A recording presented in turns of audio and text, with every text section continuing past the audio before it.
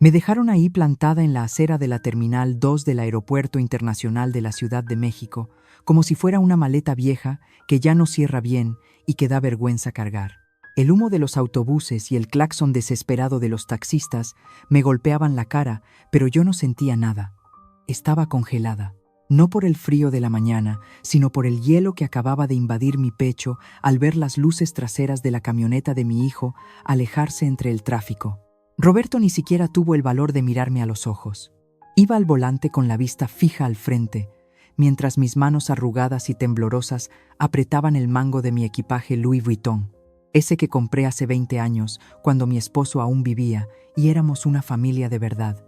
Pero lo que retumbaba en mis oídos no era el ruido de los aviones despegando, sino la voz chillona y cruel de mi nuera Paola, que segundos antes había bajado la ventanilla eléctrica solo lo suficiente para escupirme su veneno. «Ay, Graciela, te dije que estorbas», me soltó con esa mueca de fastidio que pone cuando ve una mancha en su mantel caro. «Mejor quédate aquí, ya estás muy vieja para viajar. Nos alcanzas luego si encuentras cómo, o mejor vete a tu casa a rezar, que es para lo único que sirves». Y así sin más, subió el vidrio. El motor rugió y se fueron. Se fueron a Miami, a ese viaje familiar que llevaban planeando meses, ese viaje al que supuestamente me llevaban para celebrar mi cumpleaños. Me dejaron en la banqueta con la excusa más estúpida y dolorosa que he escuchado en mis 62 años de vida, que se me había olvidado el pasaporte. «Mamá, siempre olvidas todo, qué desastre eres», me gritó Roberto, antes de arrancar con esa impaciencia que le ha nacido desde que se casó con esa mujer. Yo me quedé ahí pequeña, insignificante, viendo cómo mi propia sangre me abandonaba como a un perro en una carretera. Antes de continuar, te pido algo sencillo. Si esta historia toca tu corazón en algún momento, suscríbete al canal. Aquí ningún dolor se cuenta en vano. Me senté sobre mi maleta porque las piernas me fallaron. La gente pasaba a mi alrededor corriendo, arrastrando sus vidas, ignorando a la anciana elegante que se estaba desmoronando por dentro. Abrí mi bolso de mano, ese bolso donde guardo mi rosario y mis pastillas, y busqué con desesperación. Mis dedos tocaron el cuero frío de la libreta y ahí estaba, mi pasaporte. No lo había olvidado. Estaba ahí en el bolsillo interior donde siempre lo guardo. Lo saqué y lo apreté contra mi pecho, hasta que las esquinas se clavaron en mi piel. No fue un olvido, fue una trampa. Ellos sabían que lo traía. Solo querían deshacerse de mí en el último segundo, humillarme, dejarme tirada para disfrutar de su dinero, mi dinero en realidad sin la carga de la vieja. La mentira me dolió más que el abandono. Me di cuenta de que mi hijo no solo era un cobarde dominado por su esposa, se había convertido en un hombre capaz de torturar a su madre con falsas esperanzas solo para verla caer. Miré hacia el cielo gris de la ciudad y una lágrima solitaria, caliente y pesada, rodó por mi mejilla. ¿En qué momento mi Roberto, ese niño que me traía flores del jardín y me decía que yo era su reina, se convirtió en este monstruo? Recordé la casa en las lomas, esa mansión vacía y fría donde vivo como una extraña. Recordé cómo Paola me prohibió entrar a la cocina la semana pasada porque, según ella, mi guisado de chicharrón apestaba las cortinas y hacía que la casa oliera a pobreza.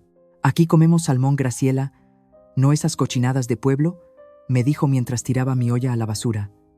Yo no dije nada, me callé como siempre, y me fui a mi cuarto a comer un pan duro rezando el rosario para que Dios le ablandara el corazón. Pero Dios, al parecer, estaba ocupado en otros asuntos, porque el corazón de esa mujer es de piedra y el de mi hijo se pudrió bajo su sombra. «Órale, señora, muévase que estorba el paso», me gritó un guardia de seguridad sacándome de mis pensamientos. Me sobresalté. El hombre me miraba con desdén, señalando mi maleta con su tolete. Iba a pedirle disculpas, a agachar la cabeza como he hecho los últimos 5 años en mi propia casa, cuando vi algo que me detuvo. A unos metros de mí, arrinconada contra una columna de concreto, había una muchacha. No tendría más de 24 años.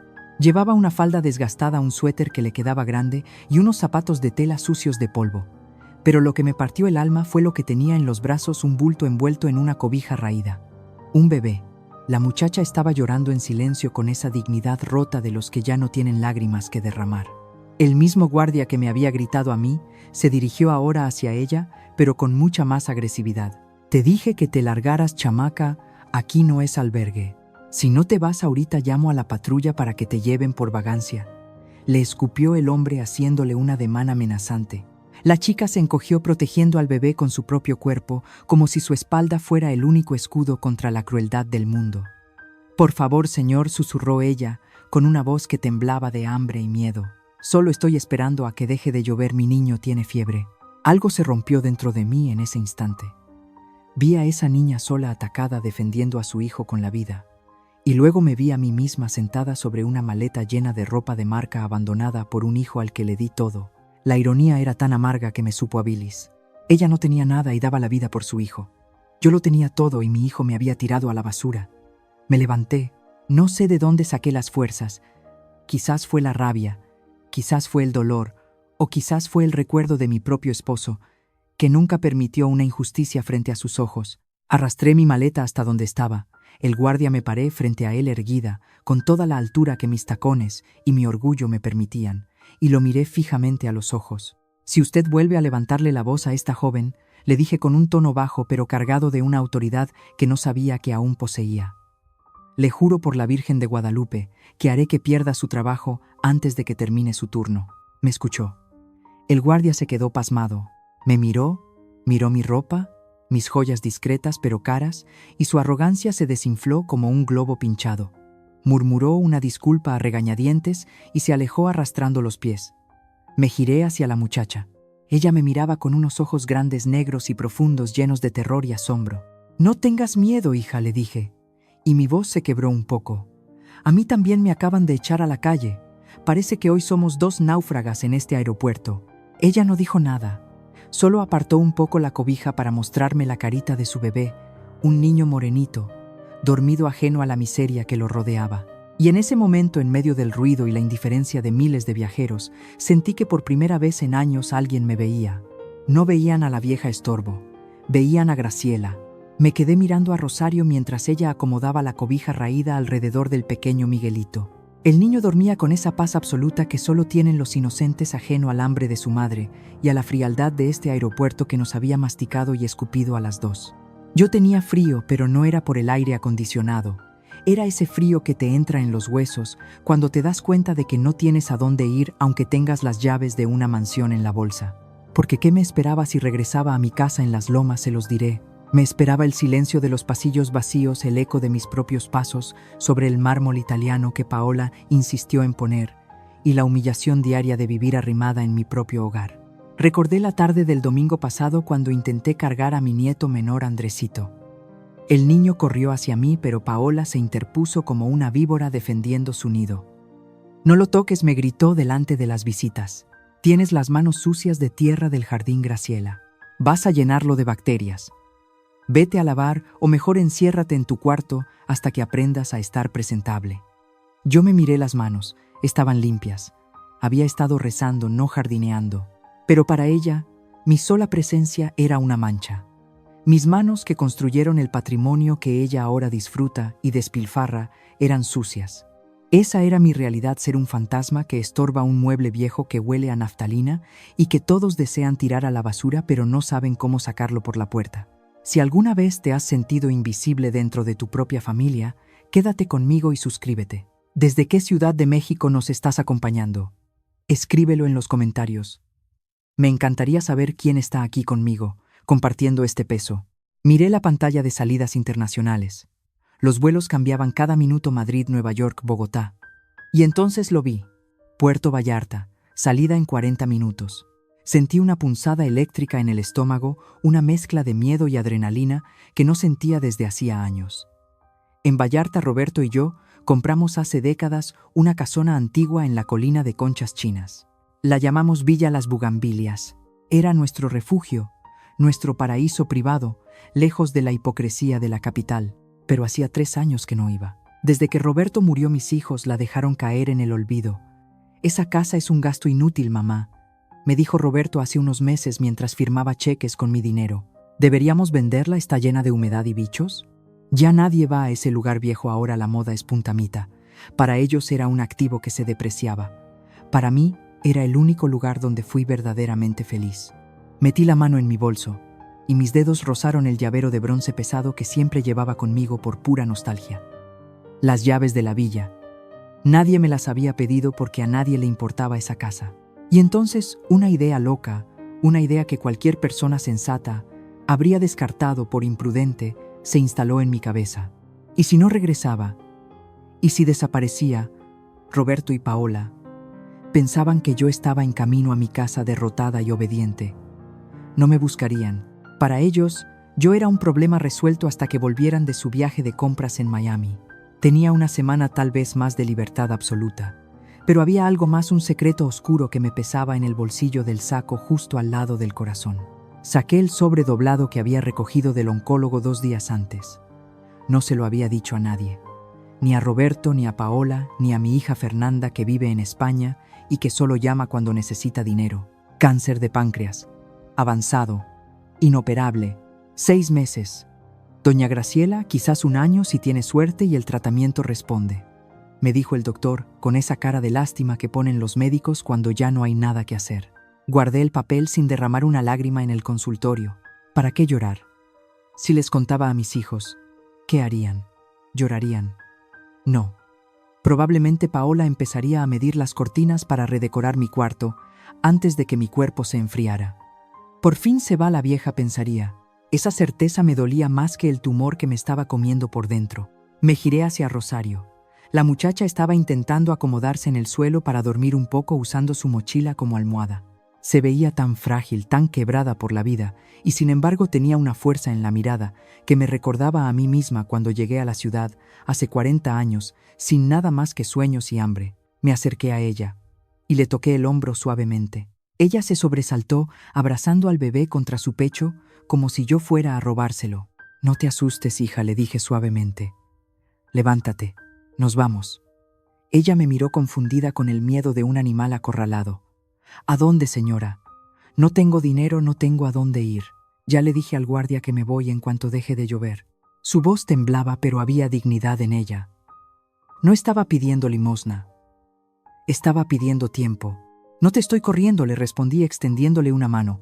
Te estoy invitando. Tengo una casa en la playa. Es grande, es vieja y probablemente esté llena de polvo, pero tiene techo y tiene vista al mar. Me voy para allá ahora mismo y no quiero estar sola. Necesito a alguien que me ayude a limpiar, a cocinar, a abrir las ventanas.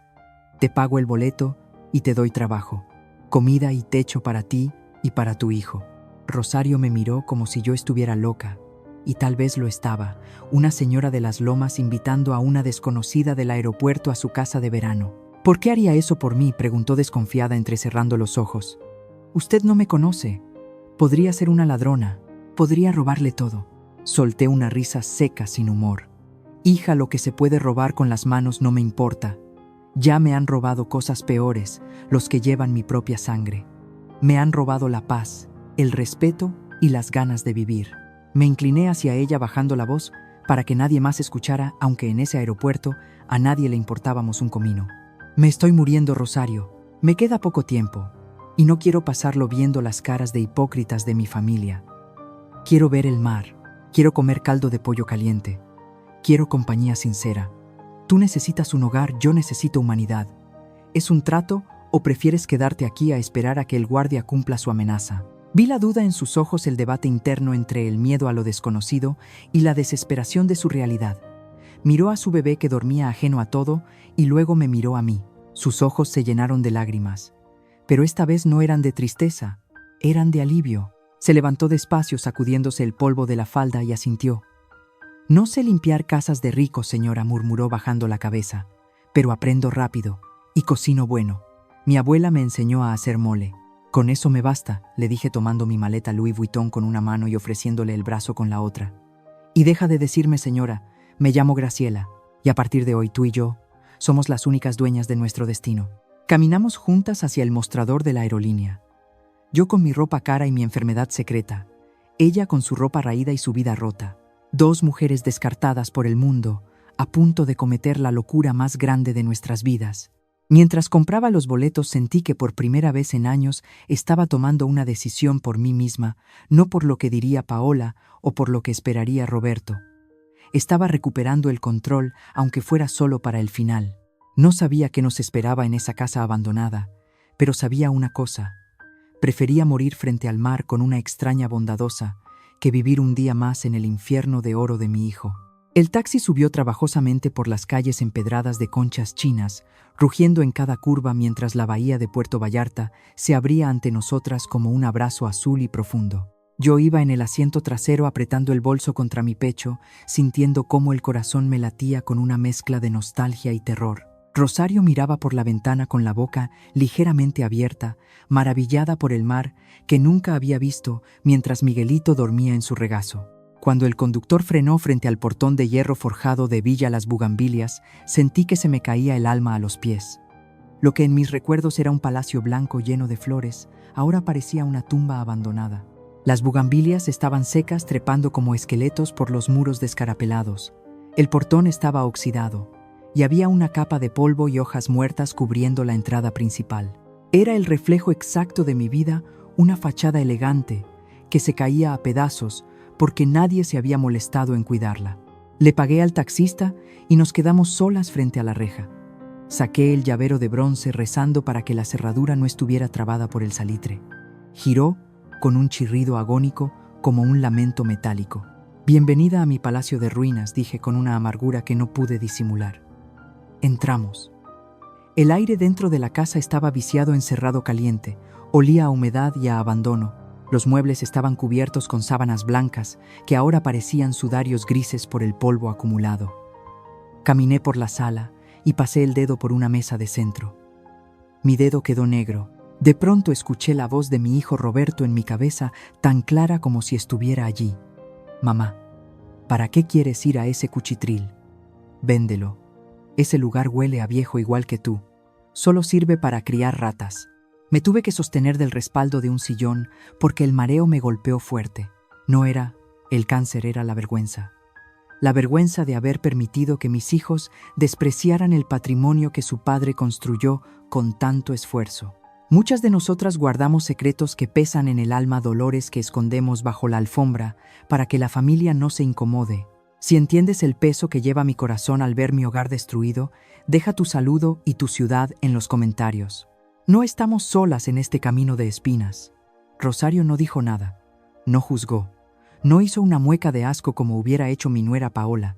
Simplemente acomodó a Miguelito en un sofá, se quitó el suéter viejo que traía y se remangó la blusa. «¿Dónde están las escobas?», doña Graciela preguntó con una naturalidad pasmosa.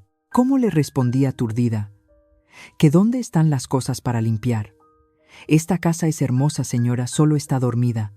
Vamos a despertarla». Y así, sin pedir permiso, esa muchacha, que no tenía ni dónde caerse muerta, empezó a barrer, a sacudir, a abrir ventanas. La vi moverse con una energía que yo había perdido hace años. Me sentí inútil, una anciana enferma, viendo cómo una extraña le devolvía la dignidad a su hogar. Intenté ayudarla a quitar las fundas de los sillones, pero mis brazos flacos no tenían fuerza. «Déjelo, señora, siéntese», me dijo ella con cariño, no con lástima. «Usted ya trabajó mucho en su vida. Ahora déjeme a mí».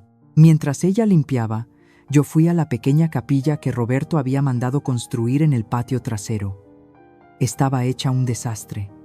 Había hojas secas por todas partes y la imagen de la Virgen estaba caída. Pero lo que me hizo soltar un grito ahogado fue ver el retrato de mi esposo. Estaba tirado en un rincón con el vidrio roto cubierto de tierra. Lo recogí con manos temblorosas y limpié el rostro de Roberto con mi manga de seda. Recordé el día que desapareció de la sala de mi casa en México. Le pregunté a Paola dónde estaba. Ella, limándose las uñas, me contestó sin mirarme: «Ay, Graciela, lo tiré al garaje». Esa foto vieja deprimidía la sala, no combinaba con la decoración minimalista. Además, los muertos están ya, supéralo. Apreté el marco roto contra mi pecho y lloré de rabia. Mi nuera había tratado a mi esposo como basura, y mi hijo, mi Roberto, no había dicho ni una sola palabra para defender la memoria de su padre. «Malditos sean», susurré por primera vez en mi vida, sintiendo cómo el odio empezaba a reemplazar a la tristeza. «Malditos sean por cada lágrima que me han hecho tragar». Cayó la noche, y el sonido del mar llenó la casa, limpiando un poco el silencio opresivo.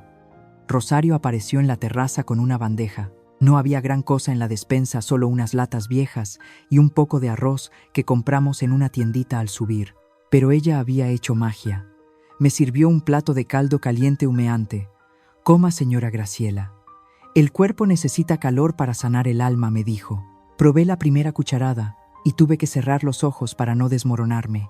Sabía a hogar, sabía a las manos de mi madre, sabía a cariño. Hacía años, literalmente años, que nadie cocinaba para mí con amor. En mi casa de México, yo comía las sobras frías que dejaban mis nietos o lo que la empleada me servía de mala gana por órdenes de Paola. Si tiene hambre que se haga un sándwich, no somos sus criados, había escuchado decir a mi hijo una noche. Y aquí estaba Rosario, una muchacha a la que apenas conocía, dándome de comer como si yo fuera su propia madre. ¿Por qué haces esto, hija?, le pregunté, dejando la cuchara en el plato. Podrías haber tomado el dinero del boleto y huir. Rosario me miró con los ojos brillantes a la luz de las velas improvisadas. Porque usted me vio, señora. Cuando todos me miraban como si fuera una rata, usted me vio como persona. Mi abuela en Oaxaca siempre decía, mano que da nunca está vacía. Yo no tengo dinero, pero tengo manos y tengo gratitud. Me quedé mirándola y sentí una punzada de dolor agudo en el vientre, el cáncer, recordándome que mi tiempo se acababa. Pero por primera vez, el dolor físico no me importó tanto como el dolor moral. Mis hijos, con sus maestrías y sus cuentas bancarias, no tenían ni una onza de la educación que tenía esta niña campesina. Me fui a dormir a mi antigua habitación. Rosario había preparado la cama con sábanas que olían a lavanda y a encierro, pero que estaban limpias y estiradas. Me acosté escuchando las olas romper contra las rocas.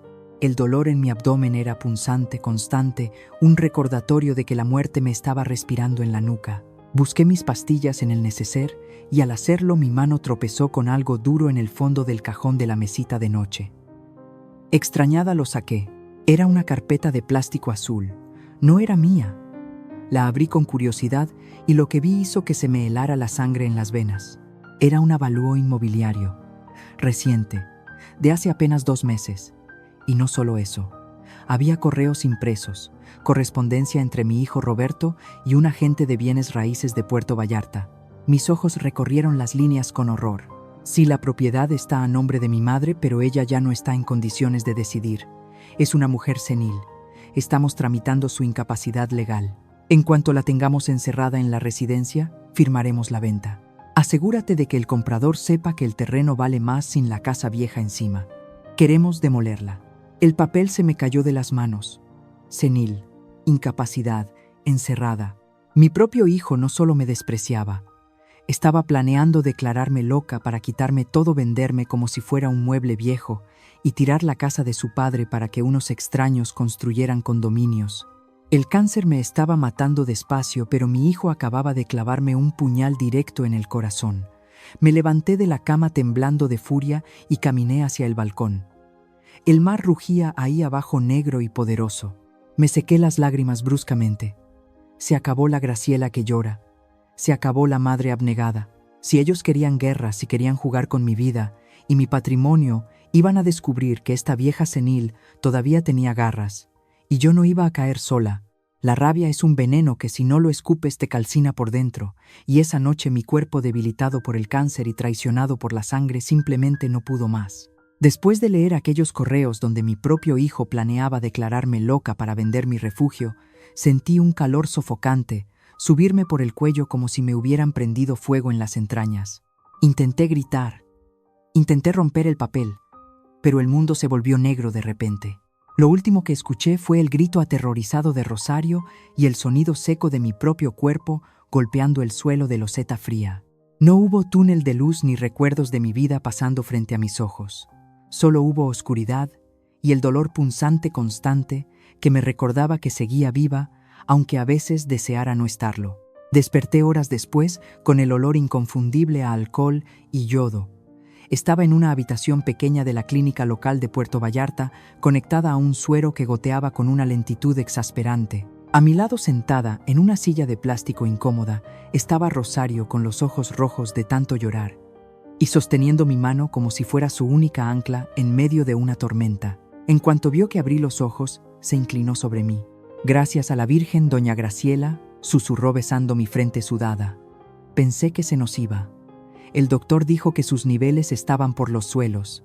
Intenté incorporarme, pero el dolor me clavó de nuevo en la almohada. Fue entonces cuando entró el doctor, un hombre moreno y serio, que no se anduvo con rodeos. Señora Almazán, no voy a mentirle, me dijo, mientras revisaba mi expediente con el ceño fruncido. El tumor ha crecido. Su colapso no fue solo estrés. Su cuerpo está empezando a apagarse. Si tiene asuntos pendientes, arréglelos. Si tiene familia a la que quiera ver, llámelos hoy mismo. No estamos hablando de años, ni siquiera de muchos meses. Estamos hablando de semanas. Sus palabras cayeron sobre mí como una sentencia de muerte que irónicamente ya esperaba, pero escucharla en voz alta la hizo real, sólida, ineludible. Rosario sollozó tapándose la boca para no hacer ruido. Yo no lloré. Miré al techo y pensé en mis hijos. ¿Llamarlos? Le dije al doctor con una voz que sonaba a lija. Si los llamo doctor, no vendrán a despedirse. Vendrán a asegurarse de que me muera rápido, para que no les salga caro el funeral. El doctor salió dejándonos solas con el zumbido del aire acondicionado. Rosario me miraba con una mezcla de horror e incredulidad. ¿Cómo puede decir eso, señora? Son sus hijos. Roberto, él parece un hombre de mundo seguro si supiera. La interrumpí con una risa amarga que me dolió en las costillas. Rosario, mi niña ingenua. Roberto es un hombre de mundo, sí, del mundo del dinero fácil. Si le digo que me estoy muriendo, ¿sabes qué hará? Destapará la botella de champán más cara que tenga Paola en la nevera. Brindarán por mi muerte, porque mi último suspiro es el sonido de la caja registradora abriéndose para ellos. Necesitaba mis papeles del seguro médico para el traslado, así que le pedí a Rosario que me trajera mi maletín de cuero, ese que había arrastrado desde la Ciudad de México y que no había abierto desde que llegamos. Ella me lo puso en el regazo. Con manos temblorosas abrí el cierre. Dentro estaban mis pólizas, mi testamento viejo y una carpeta beige que no reconocí de inmediato. Al sacarla me di cuenta de mi error en la prisa de mi huida. Había tomado por equivocación una carpeta del despacho de Roberto que estaba sobre la mesa del recibidor pensando que eran mis estudios clínicos. La abrí sin pensar, buscando cualquier cosa que me sirviera, y ahí fue donde la vida me dio el golpe final, ese que duele más que el cáncer. No eran documentos médicos, eran folletos. Folletos brillantes y lujosos de condominios en Miami. Brickell Heights, vida de lujo, decían las letras doradas. Y grapado al folleto había un correo electrónico impreso, una conversación entre mi hijo y un agente inmobiliario de Florida. Mis ojos se nublaron, pero me obligué a leer. La fecha era de hace 3 semanas. El mensaje de Roberto decía: ya casi está listo. La vieja no pasa de este año. En cuanto ella deje de respirar, liquidamos la propiedad de Vallarta y la casa de las Lomas. Necesito que me apartes el penthouse 4B. Paola ya escogió los muebles. No te preocupes por el pago, la herencia está asegurada. Solo es cuestión de esperar a que la naturaleza haga su trabajo, o darle un empujoncito con un disgusto. Se me cayó la carpeta de las manos. Sentí como si me hubieran arrancado el corazón del pecho y lo hubieran pisoteado en el suelo sucio del hospital. La vieja no pasa de este año. Paola ya escogió los muebles. Mi muerte no era una tragedia para ellos. Era una fecha en el calendario, un trámite burocrático para cambiar de código postal. Ellos ya me habían enterrado, ya habían repartido mis huesos y estaban gastando el dinero de mi ataúd en un departamento con vista al mar en Miami. Recordé todas las veces que Roberto me dijo que no tenía dinero, que el negocio iba mal, que necesitaba un préstamo. Todo era mentira. Solo estaban esperando a que yo me muriera para vivir la vida de millonarios que creían merecer. Rosario recogió los papeles del suelo y al leer por encima se llevó las manos a la cabeza. Dios mío, señora, esto es maldad pura, susurró horrorizada. Ellos no la ven como a una madre, la ven como a un banco.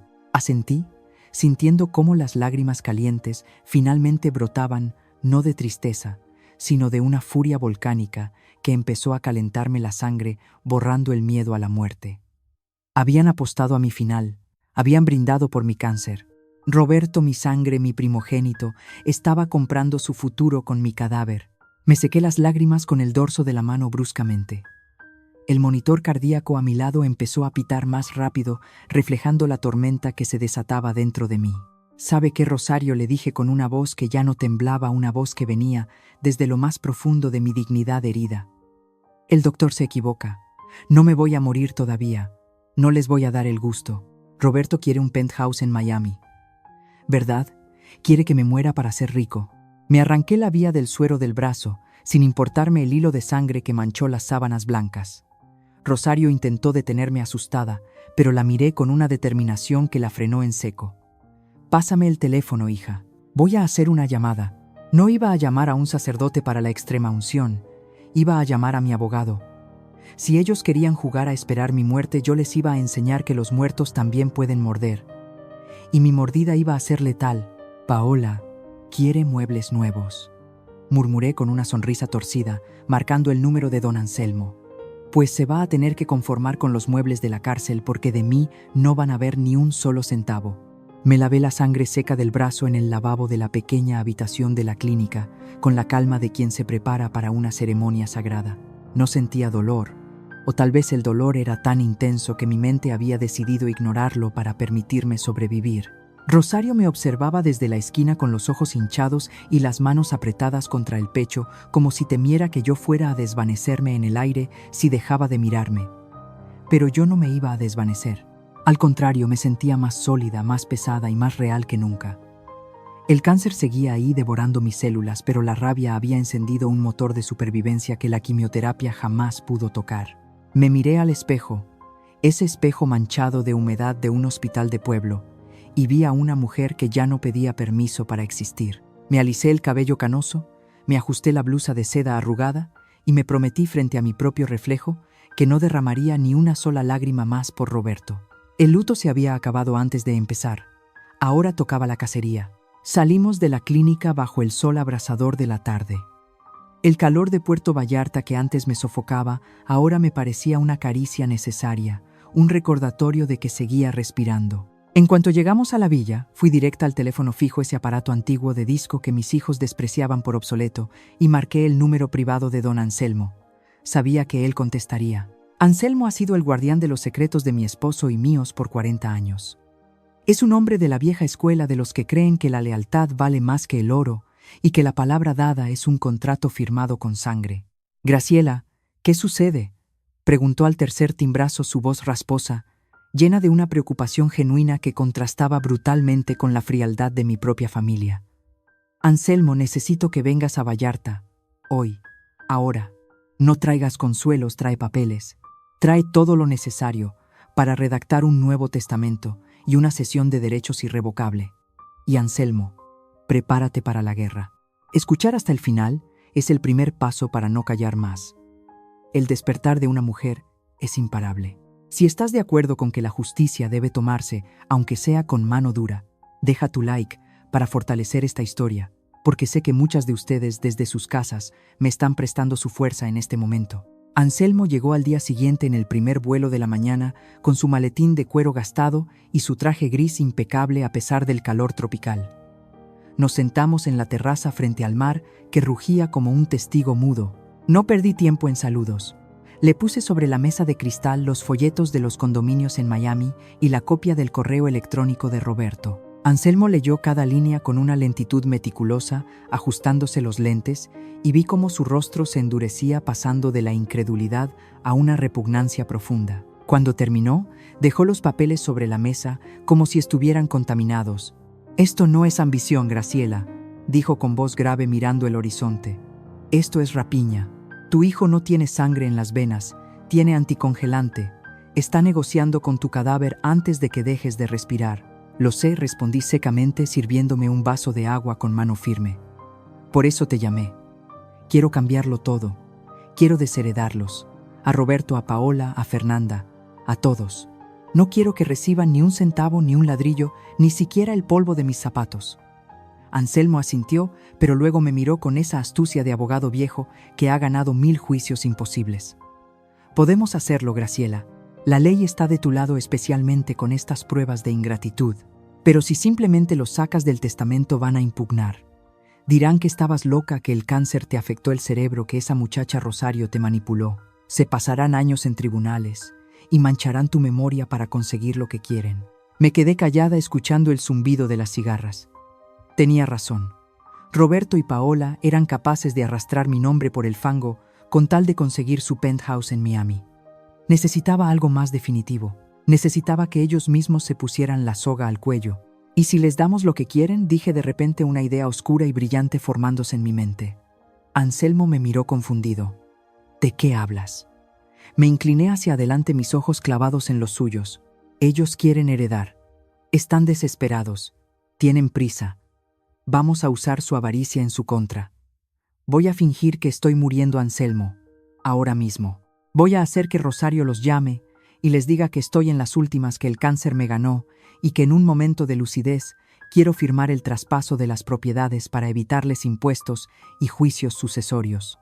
Les diré que quiero darles todo en vida. Anselmo soltó una carcajada breve y seca. Es una trampa. Una trampa de miel para osos hambrientos. Vendrán corriendo como buitres al olor de la carne. Exacto, confirmé. Y cuando lleguen, cuando estén aquí babeando por los papeles, les mostraré quién es realmente la dueña de su destino. Quiero ver sus caras, Anselmo. Quiero ver cómo se les cae la máscara de hijos preocupados cuando crean que ya tienen el cheque en la mano. Y entonces, solo entonces, los destruiré. Llamé a Rosario. La pobre muchacha estaba en la cocina temblando, asustada por la presencia del abogado y por mi transformación. Cuando le expliqué el plan, se puso pálida. Señora Graciela, yo no sé mentir. Ellos son gente de dinero, gente importante. Si me gritan, si me amenazan. Le tomé las manos, esas manos ásperas de trabajo que habían cuidado de mí mejor que cualquier enfermera privada. Rosario, escúchame bien. Tú eres mis ojos y mi voz ahora. Tú no eres su sirvienta. Tú eres mi aliada. Para ellos no eres nadie, eres un mueble, una gata, como seguramente te llamarán. Y esa es tu mayor ventaja. No te verán venir, no sospecharán que tienes la inteligencia y la fuerza que ellos perdieron hace mucho. Si te tocan, si te levantan la mano, te juro por mi vida que se pudrirán en la cárcel.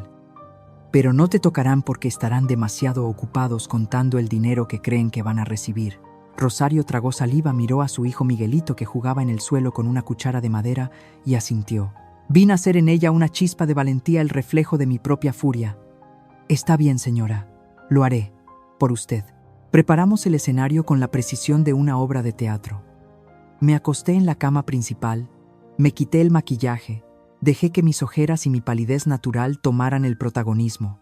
Anselmo colocó documentos legales falsos sobre la mesita de noche, papeles con sellos y firmas que parecían cesiones de derechos. La atmósfera en la habitación era de muerte inminente, pesada, lúgubre.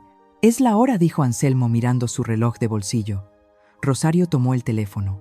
Sus manos temblaban un poco, pero su voz cuando marcó el número de Roberto fue firme, urgente, perfectamente modulada por el pánico fingido. «Señor Roberto, tiene que venir. Es su madre. Está muy mal. El doctor dice que tal vez no pase de esta noche. Ella está pidiendo verlo. Dice que quiere entregarle los papeles de la casa antes de irse. Dice que no quiere que el gobierno se quede con nada». Hubo un silencio al otro lado de la línea y luego escuché, incluso sin el altavoz, la voz de mi hijo, no quebrada por el dolor, sino acelerada por la codicia. «Vamos para allá.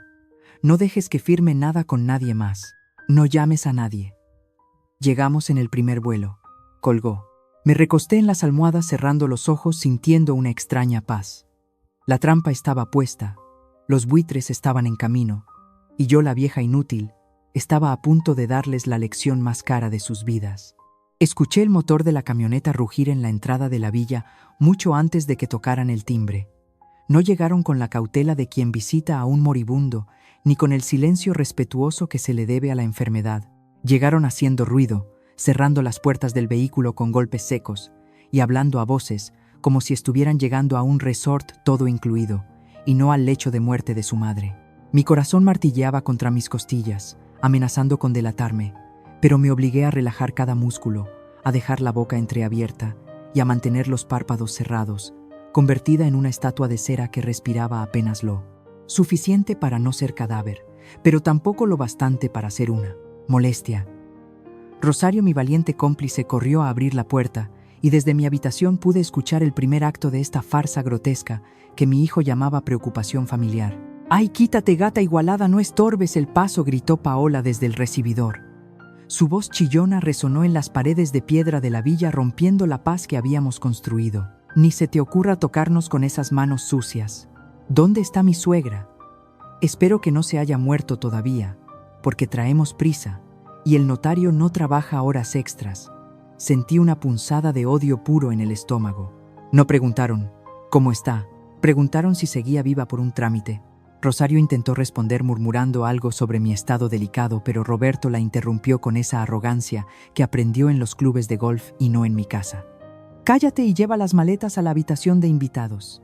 Y más te vale que las sábanas sean de hilo egipcio, porque mi esposa tiene la piel sensible. Muévete, ¿o qué? Esperas propina por hacer tu trabajo.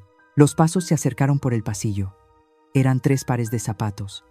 Roberto, Paola y alguien más. Unos pasos pesados ajenos que caminaban con la confianza de quien viene a tasar mercancía. Este lugar es una mina de oro. Roberto, dijo una voz masculina desconocida, áspera y codiciosa. La estructura es vieja basura colonial, pero el terreno, uff. Si tiramos todo esto y construimos torres de lujo, estamos hablando de $5,000 el metro cuadrado. Tu madre estaba sentada sobre una fortuna y la tenía desperdiciada en esta ruina llena de humedad. Era el amigo que traían. No un médico, no un sacerdote, ni siquiera un familiar lejano. Habían traído a un tasador inmobiliario disfrazado de acompañante para medir cuánto valía la tierra debajo de mi cama mientras yo todavía estaba acostada en ella. Entraron a mi habitación. El aire se llenó de inmediato con el perfume empalagoso de Paola, una mezcla de flores caras que intentaba ocultar la podredumbre de su alma. Me mantuve inmóvil, controlando hasta el temblor de mis pestañas. Sentí cómo se acercaban a la cama, pero nadie me tocó. Nadie me tomó la mano. Nadie me besó la frente. Me observaban como quien mira a un animal atropellado al borde de la carretera con una mezcla de asco y curiosidad morbosa. Mírala, susurró Paola, y pude sentir su aliento cerca de mi cara. Se ve fatal. Está en los huesos. Qué bueno que vinimos ahora, Roberto. Si nos tardamos una semana más, se nos va sin firmar, y entonces sí, el juicio de sucesión nos iba a costar una millonada.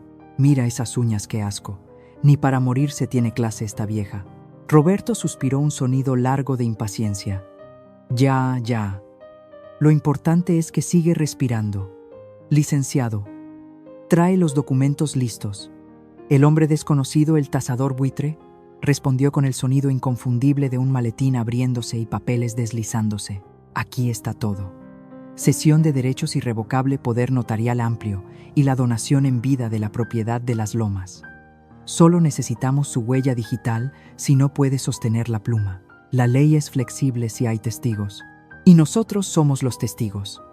Hablaban de despojarme, de robarme hasta el último centavo frente a mi cuerpo supuestamente inconsciente.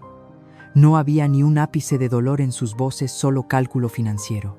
Oye, Roberto, dijo Paola de repente, su voz alejándose hacia el ventanal. Cuando tiremos este adefesio, quiero que la alberca sea infinita justo aquí.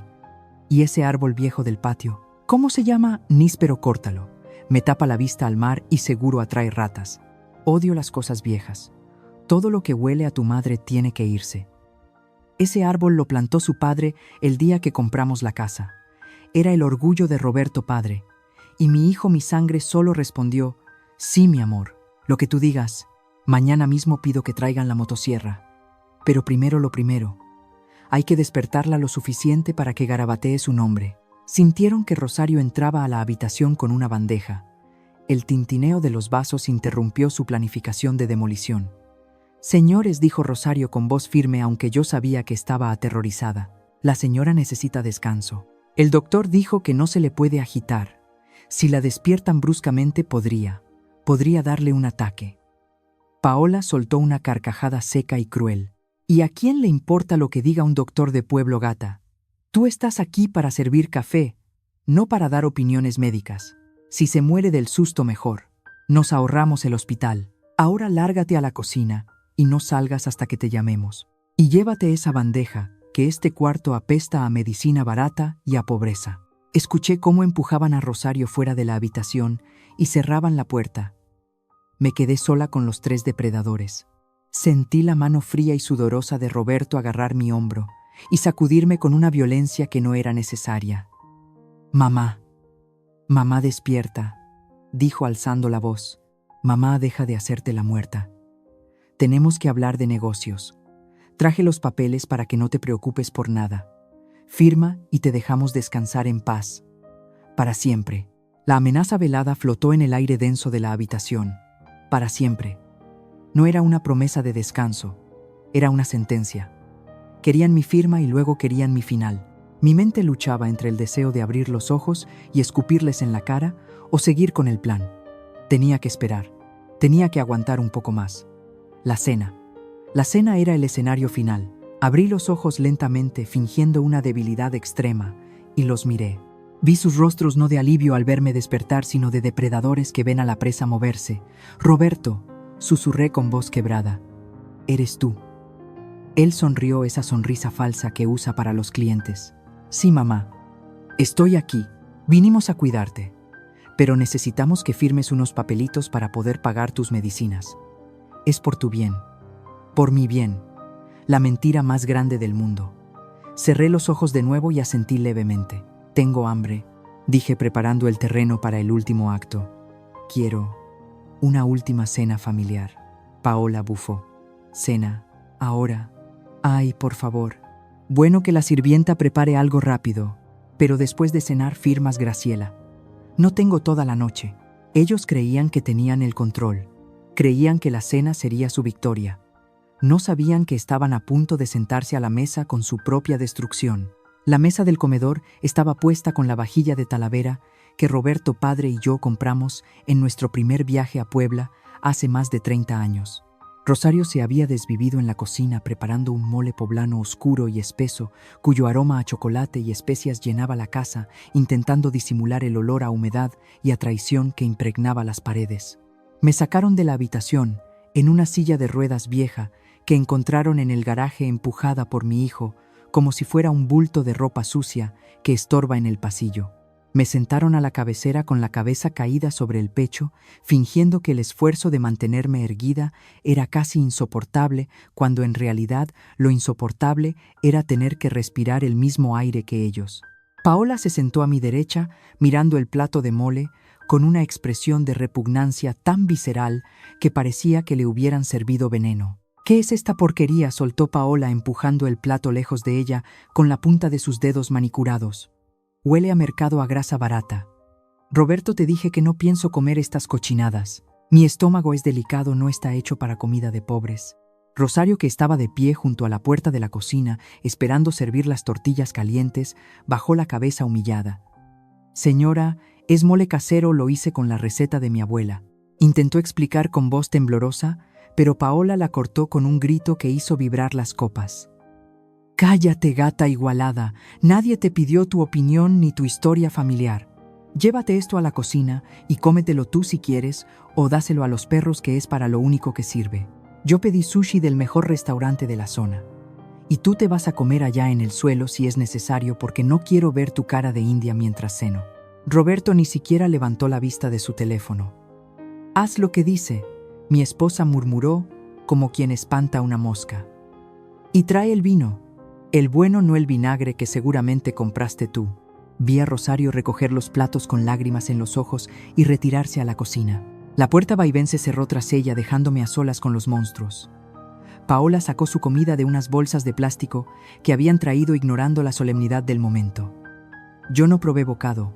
Mi estómago estaba cerrado, duro como una piedra, alimentándose únicamente de la furia que crecía con cada segundo que pasaba. Roberto comía con ansiedad, mirando el reloj cada 2 minutos, tamborileando los dedos sobre la mesa de madera. No había conversación. No había recuerdos compartidos. No había «te quiero, mamá». Solo había prisa. Prisa por heredar. Prisa por borrarme. «Bueno, mamá, ¿ya comiste?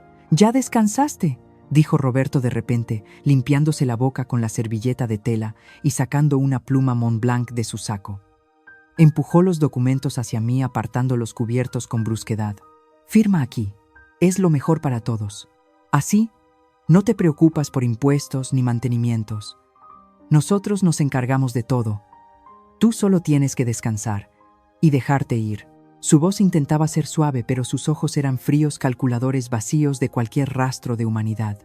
Tomé la pluma con mi mano huesuda, fingiendo un temblor incontrolable que hacía bailar la punta sobre el papel. Acerqué el documento a mis ojos, entrecerrándolos como si la vista me fallara, pero leí cada palabra con una claridad cristalina. No era un testamento, ni siquiera era una cesión de derechos post-mortem. Lo que tenía frente a mí era un contrato de donación pura y simple, con una cláusula de usufructo revocable a discreción del nuevo propietario. En español llano me estaban quitando la casa hoy mismo. Si firmaba eso en el momento en que la tinta se secara, ellos serían los dueños absolutos y podrían echarme a la calle esa misma noche si se les antojaba. No estaban esperando a que muriera, me estaban desahuciando en vida. Sentí un golpe de realidad tan brutal que por un momento dejé de fingir y me quedé paralizada. Mi hijo no solo quería mi muerte, quería asegurarse de que mis últimos días fueran en la miseria absoluta, dependiente de su generosidad que ya sabía que no existía. «¿Qué pasa, mamá? ¿Por qué no firmas?», insistió Roberto, su tono volviéndose agresivo, perdiendo la máscara de hijo preocupado. «Firma de una maldita vez. Tenemos que regresar a la ciudad mañana, y no voy a perder el vuelo por tus caprichos de vieja». Paola se unió al coro golpeando la mesa con la palma de la mano. «Ay, ya, Roberto, agárrale la mano y haz que firme. Si está tan ida como parece, ni cuenta se va a dar. Total, ¿para qué quiere una casa si ya se va a morir? Es un desperdicio de dinero mantenerla aquí». Esa fue la gota que derramó el vaso. «Agárrale la mano, ya se va a morir». La imagen de ellos forzando mi mano, tratándome como a una res en el matadero, encendió la mecha final. Dejé de temblar. Solté la pluma que rodó sobre el documento legal, manchándolo con una línea negra. Levanté la cabeza lentamente y clavé mis ojos en los de Roberto. Ya no había cataratas fingidas ni mirada perdida. Había fuego. Me agarré de los bordes de la mesa y, para horror de ambos, me puse de pie.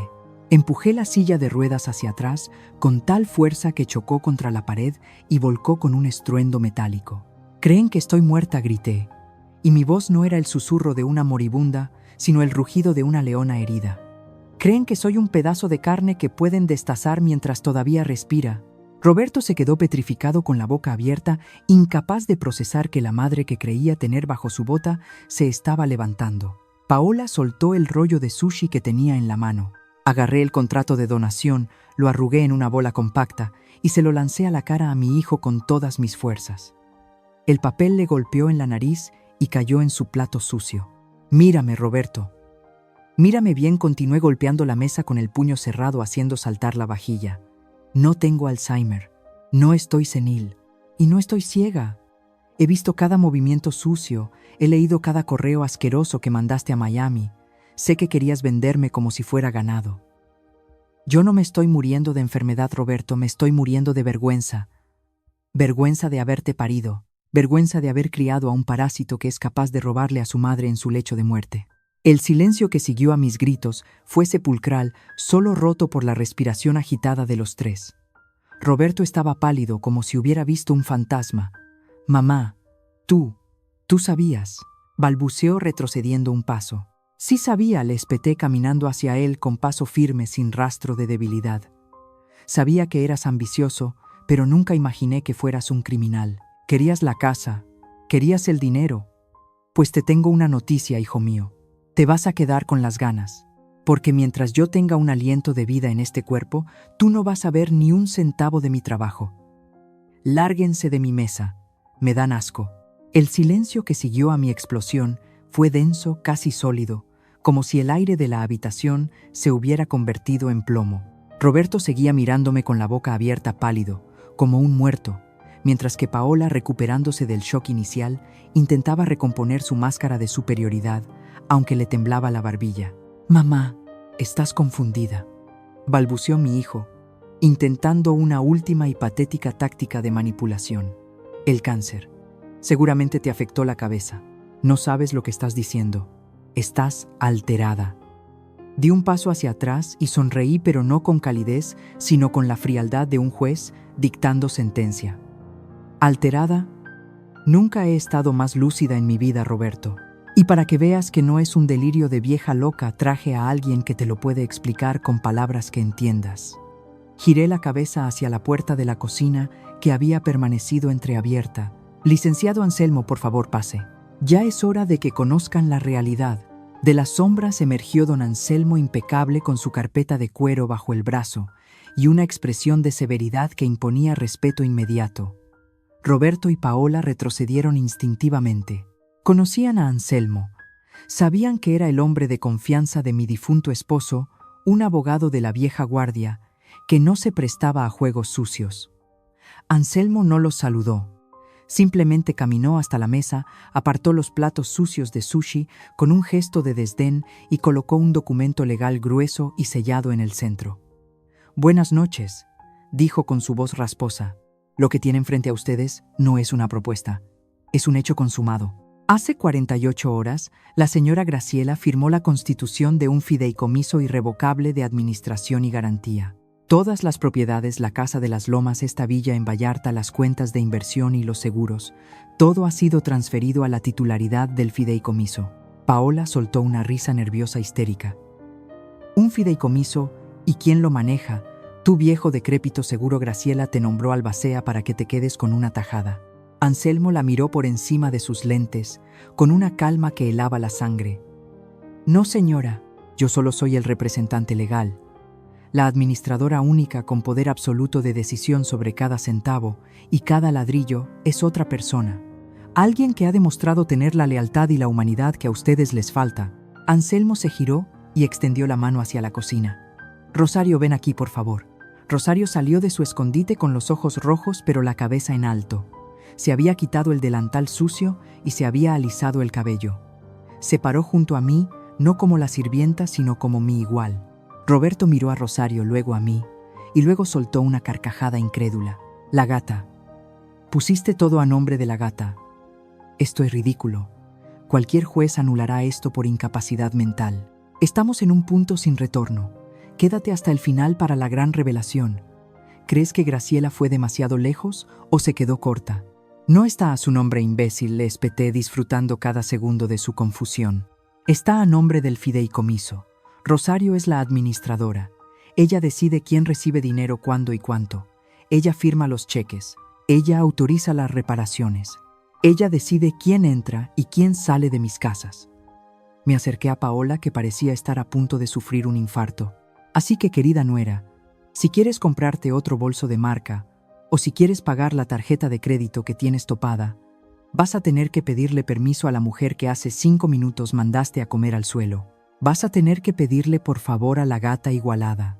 El rostro de Paola se transformó. Se puso roja violácea y las venas del cuello se le marcaron. «Esto es un robo», chilló, perdiendo toda compostura. «Esa india es una ladrona. Seguro te lavó el cerebro con brujería o te dio algo en la comida. Nadie en su sano juicio le da su fortuna a una recogida de la calle». «Cállate», ordenó Anselmo golpeando la mesa. «Aún no han escuchado la mejor parte. La señora Graciela, en su infinita misericordia, que yo desaconsejé por cierto, ha incluido una cláusula especial para ustedes. No están desheredados del todo». Roberto levantó la cabeza con un destello de esperanza codiciosa brillando en sus ojos miserables. «Ah, no. ¿Qué nos toca?» «Tienen derecho a una mensualidad», expliqué yo, cruzándome de brazos. «Una cantidad suficiente para vivir dignamente, pero lejos de los lujos a los que están mal acostumbrados.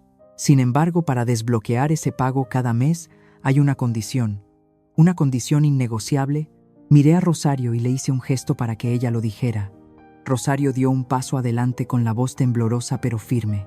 «La señora Graciela ha dispuesto que ustedes deben realizar 80 horas de servicio comunitario al mes en la colonia de donde yo vengo, ayudando en el comedor popular, limpiando la escuela, sirviendo a la gente que no tiene nada. Yo seré quien supervise y firme su hoja de asistencia. Si no trabajan, no cobran». El silencio que siguió fue absoluto, roto solo por la respiración agitada de Roberto. La humillación era total. No solo les quitaba el control, los obligaba a servir a los que despreciaban bajo la supervisión de la mujer a la que habían humillado. Trabajar en un barrio de pobres. «Yo», susurró Paola con los ojos desorbitados.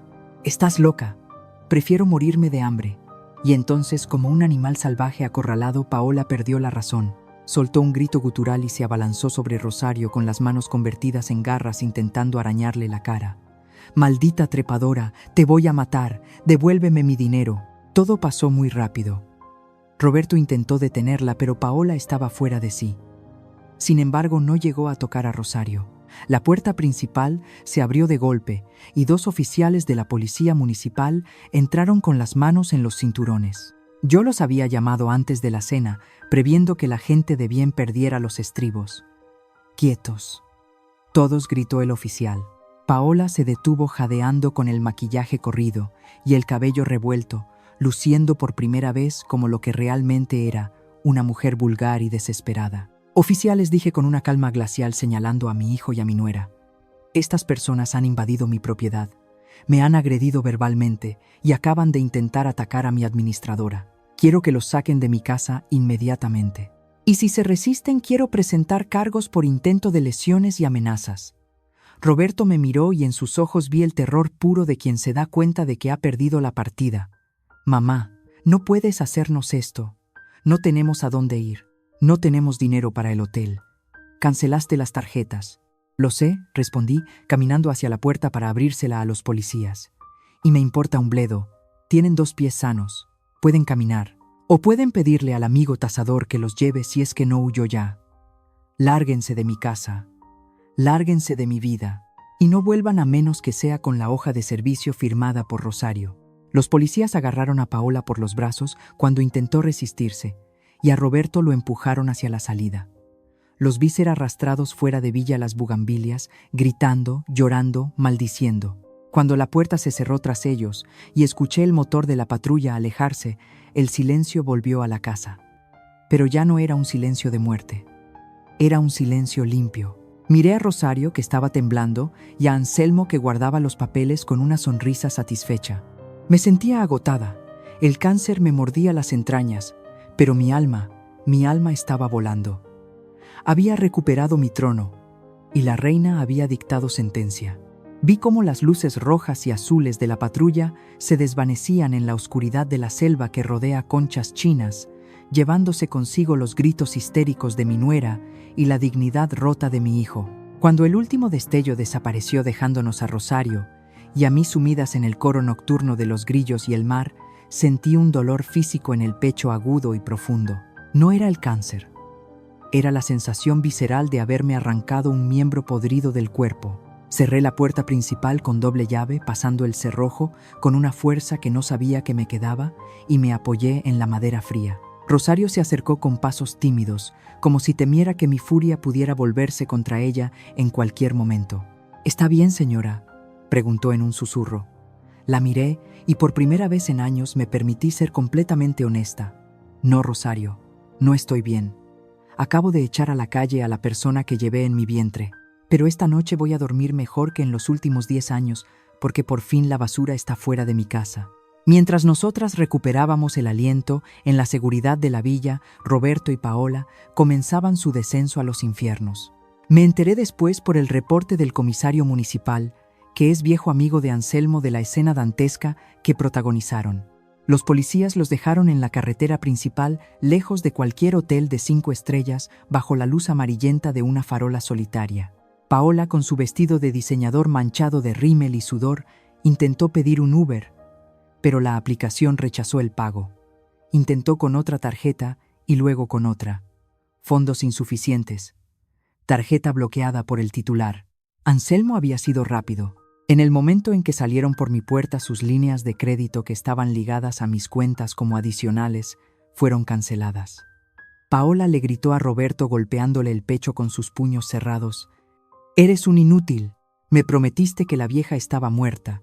Ahora estamos tirados en medio de la nada como unos pordioseros». Roberto, humillado y sin un centavo en el bolsillo, tuvo que hacer lo impensable de tener un autobús guajolotero de esos que paran en cada pueblo y huelen a gasolina y gallinas para intentar llegar a la central de autobuses y mendigar un pasaje de regreso a la Ciudad de México. La imagen de mi nuera, la dama de sociedad subiéndose a empujones a un camión de segunda clase, fue el primer pago de su deuda con la vida. A la mañana siguiente, el sol entró por mi ventana, con una claridad que me lastimaba los ojos, pero que me llenaba de energía. Me levanté y mientras Rosario me ayudaba a peinarme, el teléfono de la casa sonó. Sabía quién era antes de contestar. Fernanda, mi hija menor, la europea, la que llevaba 3 años sin pisar México, porque estaba muy ocupada viviendo la buena vida en Madrid con mi dinero. Contesté con la frialdad de un témpano. «Mamá, ¿qué está pasando?», gritó al otro lado de la línea sin un hola, sin un ¿cómo estás? ¿Es verdad que echaste a Roberto? ¿Es verdad que le diste el control a la sirvienta? Dime que es una broma de mal gusto o que te has vuelto completamente loca. Su voz chillona me taladraba el oído, pero ya no tenía poder sobre mí. No estoy loca, Fernanda. Estoy despierta, le respondí tomando un sorbo de mi café. Y te sugiero que moderes tu tono porque tu tarjeta de crédito en euros también ha sido cancelada esta mañana. Escuché un grito ahogado al otro lado del océano. ¿Qué? No puedes hacerme esto. Tengo un alquiler que pagar en Salamanca. Tengo un estatus. Pues búscate un trabajo, hija. Le solté con una calma que la desarmó. Tienes 2 manos y 2 pies. Ya es hora de que dejes de vivir de la vieja loca. Y te advierto una cosa, si vuelves a llamar para pedir dinero, en lugar de preguntar por mi salud, cambiaré el número. Adiós, Fernanda. Colgué el teléfono mientras ella berreaba insultos. Corté el cordón umbilical financiero y sentí que me quitaba 20 años de encima. Esa tarde me senté con Rosario en la terraza. Ella estaba revisando las facturas de la casa nerviosa con el ceño fruncido. Señora, son muchos números. Yo no sé si podré, empezó a decir bajando la cabeza. Le levanté el mentón con mi dedo índice, obligándola a mirarme a los ojos. Escúchame bien, Rosario. La única diferencia entre tú y esos buitres que acabo de echar es la oportunidad. Tú tienes la inteligencia y el corazón. Lo demás se aprende.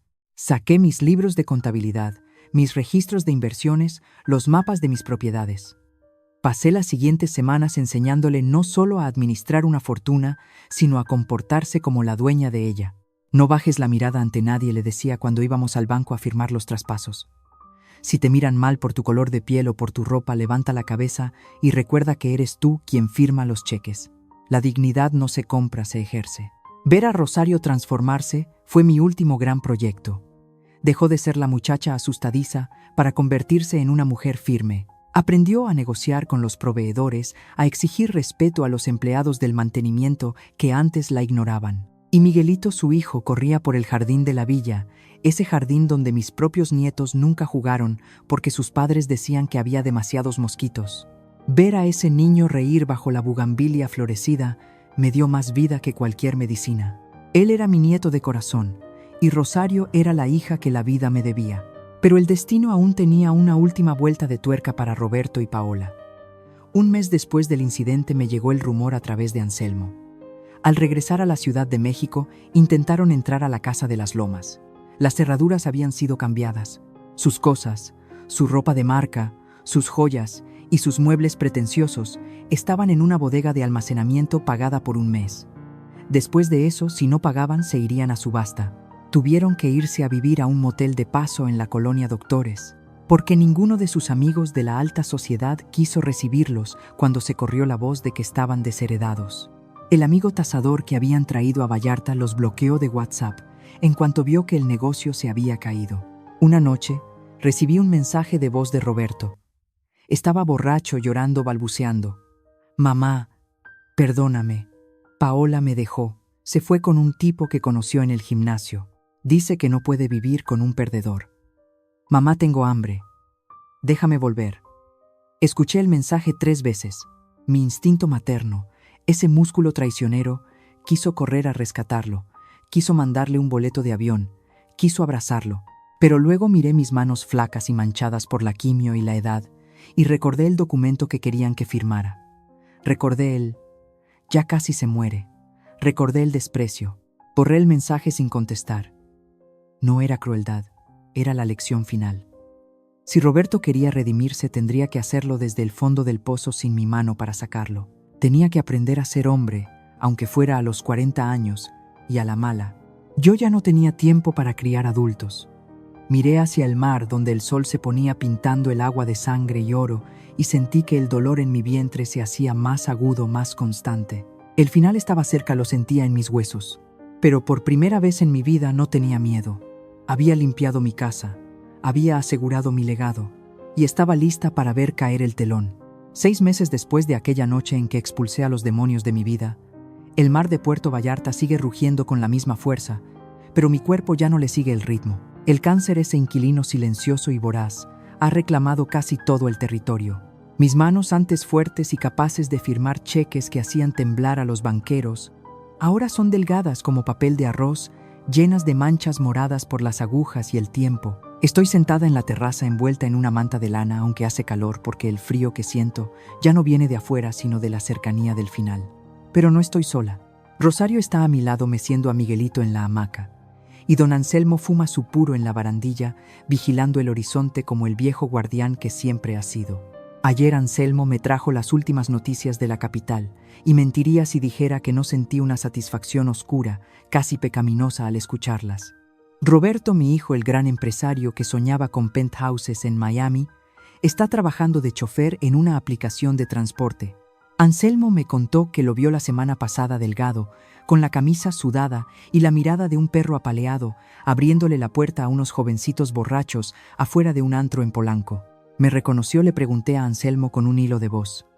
Sí, Graciela. Me vio.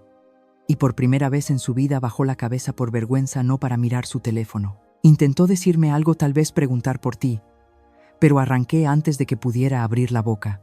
No merece noticias tuyas. Y Paola. Ay, mi querida nuera de la alta sociedad. Resulta que la dignidad tiene un precio muy alto cuando no se tiene dinero para pagarla. Sus amigos del club le dieron la espalda en cuanto se supo que estaba en la ruina. Ahora vive en un departamento minúsculo en la colonia Doctores y se dedica a vender bolsas de imitación, clones les dicen por internet, haciéndolas pasar por originales. La mujer que se burlaba de mi ropa de mercado ahora vive de estafar a otros con marcas falsas.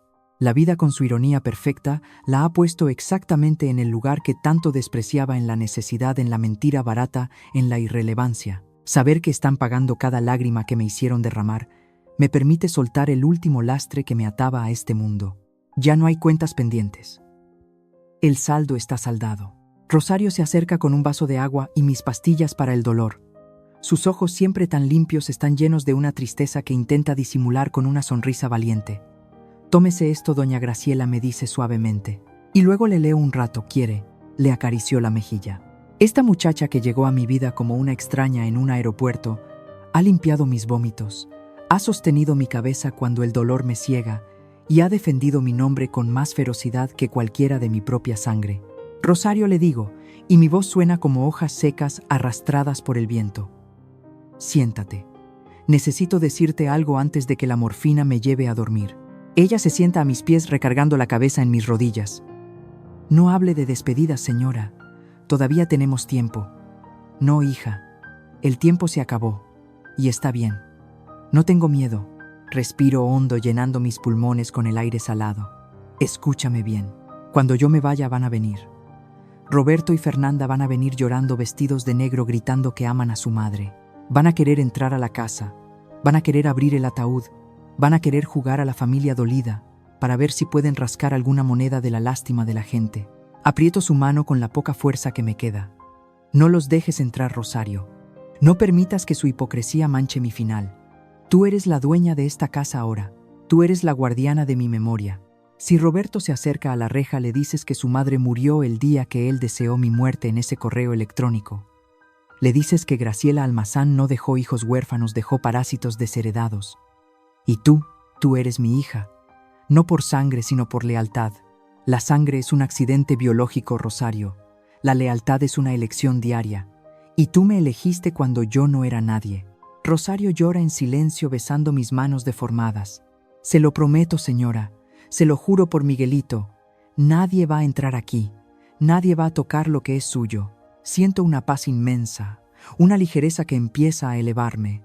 Miro hacia el mar, donde el sol comienza a teñirse de rojo y violeta, hundiéndose en el agua como una moneda de oro. Veo a Roberto, mi esposo, esperándome en la orilla, joven y fuerte como el día que nos casamos. Ya no me duele el vientre. Ya no me pesa el corazón. La rabia se ha ido, dejando espacio solo para una gratitud inmensa por haber tenido la oportunidad de reescribir mi final. Cierro los ojos. Escucho la risa de Miguelito a lo lejos y el sonido de las olas. Pienso en todas las mujeres que, como yo, han sido invisibles, usadas, descartadas por sus propias familias. Espero que mi historia les sirva de escudo. Espero que entiendan que nunca es tarde para dar un golpe en la mesa y reclamar lo que es suyo. El amor no debe ser una cadena, debe ser alas. Y si te cortan las alas, te toca a ti caminar hasta el precipicio y saltar confiando en que aprenderás a volar, o en que al menos caerás bajo tus propios términos. El sol se apaga, el dolor se detiene, y yo, Graciela Almazán, la vieja inútil, la estorbo. Me voy de este mundo no como una víctima, sino como una reina que supo defender su corona hasta el último aliento.